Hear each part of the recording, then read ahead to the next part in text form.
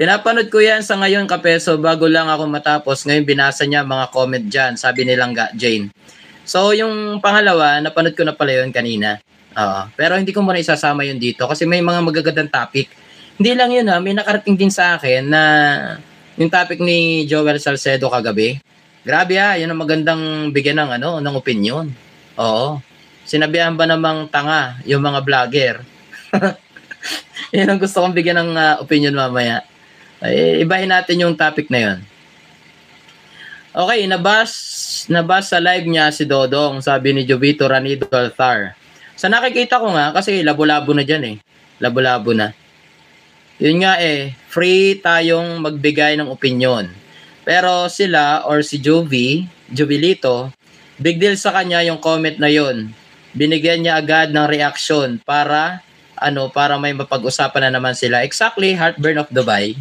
Yun naman talaga yun Yun ang pinaka point of view talaga ni Jovilito. Sa dami-dami nga naman ng mga pwede mapagbigyan ng reaction, yung pang alam mong magbe-break ng rules nyo. Diba?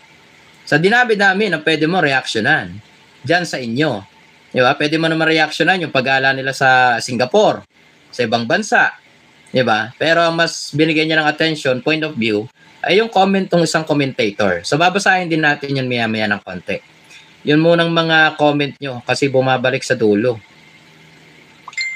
Laila Mendoza, siyempre pag nireact niya, nag-Rochelle, mataas ang views. Kasi alam nyo, pag nireaction niyan ng taga-kabilayan, alam nyo naman na hindi magpapatalo.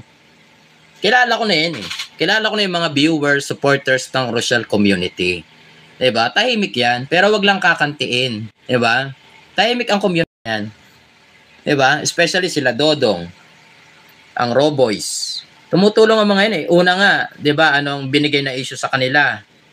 Yan hangga't maaari parang hangga't kaya na gumawa ng issue na kayang hatakin ang alinman sa miyembro ng Rochelle community. Basta yung Rochelle community ang mahahatak nila. 'Di ba? Hindi man yun yung pinaka main topic nila, pero hangga't maaari maano nila mahahatak, 'di ba? Gagamit sila ng mga ilang miyembro like yung kay Sangkay. Di ba? Sorry Sangkay pero yun naman talaga yun. Di ba? Ano bang tawag doon? Yung sa blind item. O di ba? Nagkaroon ng issue. O sino ba nag-issue? Sila. Pero wala namang issue sa Rochelle community. Nagigets nyo? Di ba? Yan yung yan yung laro. Yan yung taktika ng mga taga-kabila na kumbaga parang hahatak sila ng ilang mga miyembro nagawa ng issue para mahatak din yung community yon. Natahimik naman tumutulong. 'Di ba? O 'di ba 'yun yung una.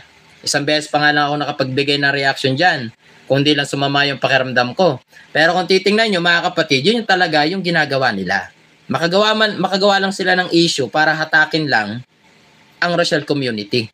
Kasi once na makanti ang mga yan, magkaroon ng mga issue na ganyan na nare-relate sila or nako-connect sila, susugod ang mga Rochelle supporters, viewers, para i-bash or dumugin sa comment section etong mga gumagawa ng reaction na ikinokonekta sa Rochelle community. Di ba? Tagumpay nga naman. Di ba? Tagumpay nga naman. Nagkaroon sila ng views. Like Jovilito. One day ago, 11,000 views. Kumpara nyo naman sa ano bang tawag dito? Kumpara nyo naman sa mga last reaction video niya diyan sa kanila. Hindi man lang umabot ang 11,000. Di ba? Yan yung sinasabi natin na kahit negative o positive man, mabash ka man, pumaldo naman. Di ba? Yun mga kapisot yung nakikita ko diyan sa mga ginagawa ng mga yan. Kaya hangga't maaari, iko-connecta nila yung pangalan ni Dodong o ng mga kasamahan niya sa grupo at bibigyan ng issue. Kaya nga yung mga robots diyan sa Daet o diyan sa Kabicolanan, di ba sila Kuya Marios, Kuya Regan, yung iba pa nagsalita rin, nagpaliwanag, pero tahimik sila. Pero sino ang gumagawa ng issue? Di ba yung nadyan sa Kalingap community ng mga reactor? Una, si Sangkay. Pangalawa, itong si Jobilito. Nasa dinami-dami ng pwedeng reaksyonan mo at gawa ng point of view. Yung pa talagang comment na, ano bang comment yun? Wait nga, check ko nga muna. Sino ba yung nag-comment na yun? Mayroon siyang nireaksyonan dito na comment eh. Wait lang ha, basahin ko lang mga kapisot ha. Although, ang dami nyo ng comment dyan. Hindi ko nga lang may isa-isa agad kasi hindi pa ganun kaganda yung ano ko, yung lalamunan. Hello, Be, Kapeso, haha, sabi ni Marilyn Chang Vlog. Kamusta kayong lahat dyan, baby ko?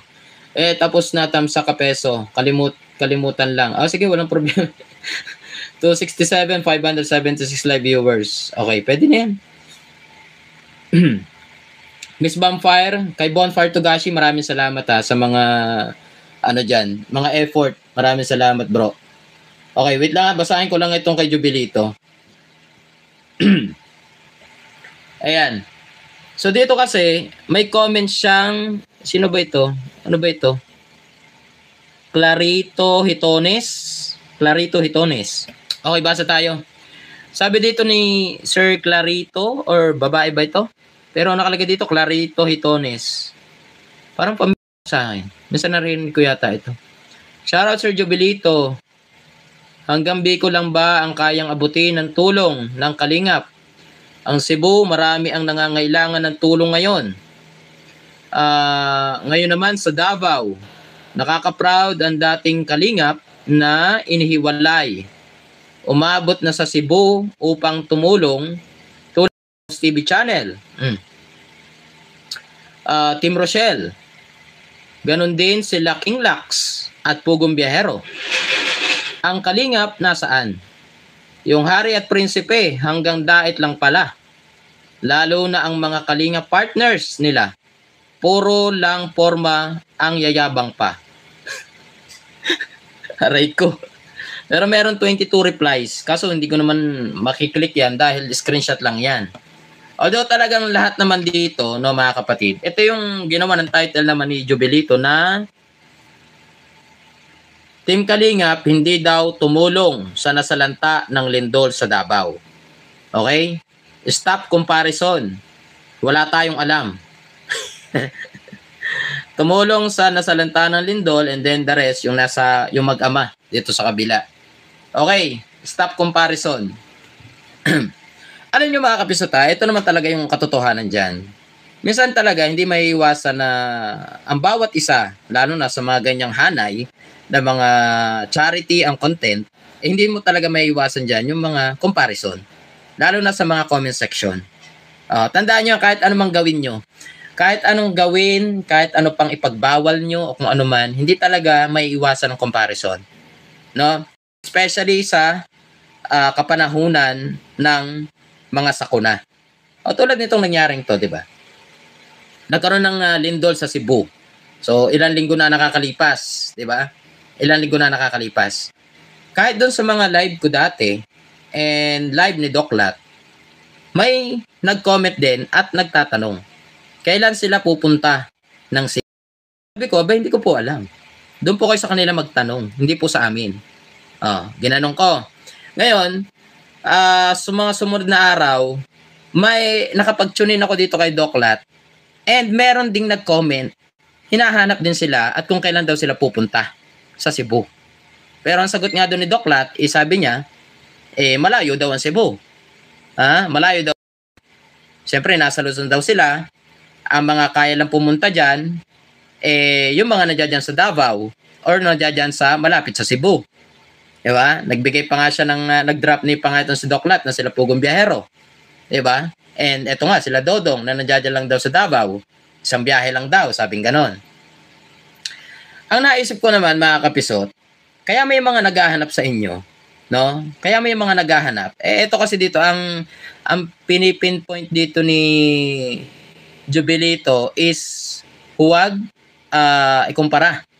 Tama, no? Stop comparison. Wala tayong alam, sabi niya.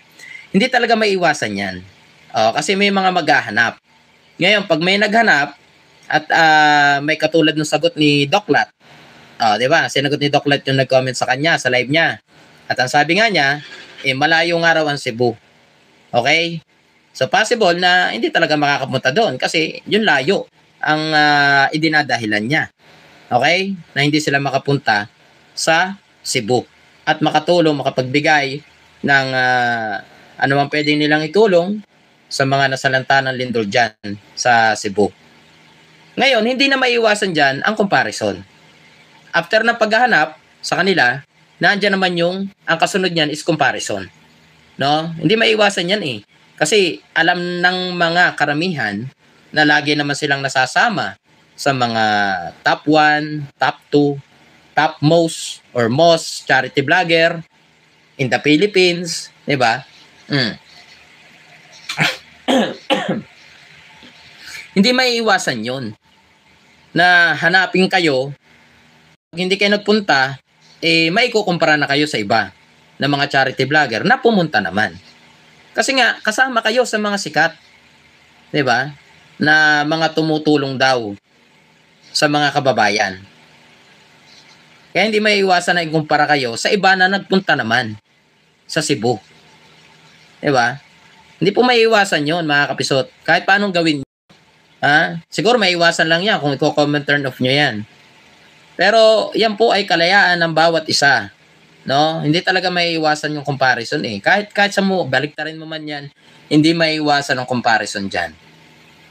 Kasi alam ng iba na kayo ay charity vlogger din. At kayo ay pasok sa mga sikat na tumutulong. 'Di ba?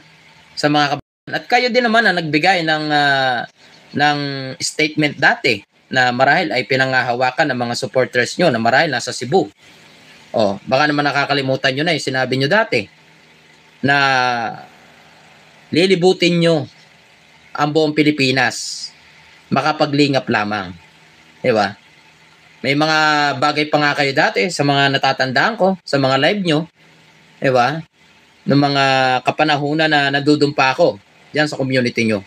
May mga natatandaan pa ako diyan dati na may mga binibitawan kayong salita na kumbaga lahat ng mga nasa ibang lugar na mga ngailangan ng tulong ng mga charity ay kanilang pupuntahan. 'Di ba?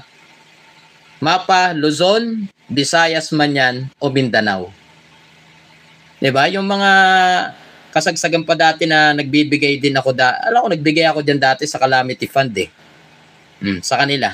Kaya nga nagkaroon dati ng Calamity Fund, pero ewan ko lang ngayon kung meron pa ba or wala na. Kasi 2 taon na akong wala diyan eh. Ano bang malay ko diyan sa Calamity Fund na yan kung nandiyan pa ba yan o wala na. Kaya nga nagkaroon ng ganun, 'di ba? Kasi 'yun ang pinangahawakan ng mga supporters nyo hanggang ngayon na matagal na rin nakasubaybay sa inyo. Kaya hindi kayo maiwasan na hanapin at after na hindi kayo magpunta ay doon na kayo maikukumpara. Kasi bakit nga naman yung iba nakapunta pero kayo ay hindi. Pero pag sa ibang bansa raw, kasi ganun din ang nakikita ko at nababasa ko, bakit pag sa ibang bansa ay nakakapunta kayo? So, hindi nyo mayaalis talaga yan na minsan may kumpara. At masilip ang ginagawa nyo. Kasi alam nyo sa totoo lang, ito sa opinion ko, sa oras po ng mga kalamidad, sa oras ng mga kalamidad, sakuna, o kahit anumang trahedya, no, diyan po talaga mas lumalabas ang mga tunay na matulungin. Ang gobyerno, hindi na masyadong maaasahan yan ngayon eh. Flood control project pa nga lang halos maubos na ang budget sa kakahiring, wala namang nakukulong. 'Di ba? Kung matatandaan nyo rin mga kapisot, yung may nag-live din dyan sa inyo, dyan sa community nyo dati, na mas mabuti pa nga, 'di ba sabi nga niya dati, mas mabuti pa nga kami mga charity vlogger. Kahit hindi kami politiko, kami ang nangunguna na tumulong sa mga tao. Tapos ngayon, pag kayo naman ang naikumpara sa mga politiko, nagagalit kayo.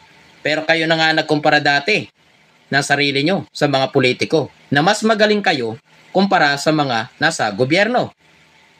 Diba? Baka nakalimutan nyo na yun. Yun, naaalala ko pa yun yung mga live na yun taon na nakakalipas nung kasagsagan ng kasikatan nyo. Diba? Lagi nyo sinasabi na mas magaling pa kayo sa mga nasa politiko at nakaupo dyan sa gobyerno. Kasi yung gawain nila, nagagawa nyo. Eh bakit ngayon? Parang may napanood yata ako na huwag kayong ikumpara sa mga politiko. At hindi nyo yun obligasyon na tumulong sa mga nasasalanta ng lindol, baha, sunog, at kung ano-ano pa na binabanggit mo dun sa live.